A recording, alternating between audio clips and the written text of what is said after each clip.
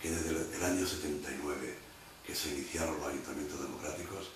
han potenciado con medios económicos,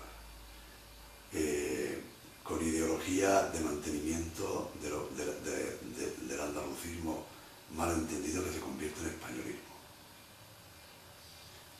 Y esto ha sido una maniobra perfectamente hecha y estudiada por una fundación que se llama Fundación Crisol, que es una fundación socialista. Allí no se hace, aparte de lo que hace la FECAC, que se lo paga el Ayuntamiento de Barcelona, las actuaciones que hace la FECAC en su caseta central, que son artistas buenos, aparte la caseta no sabe nada del otro mundo, es un negocio puro y duro. Y es un negocio también por otra parte, porque aparte de que está subvencionado, les pagan el terreno, les pagan los transportes públicos,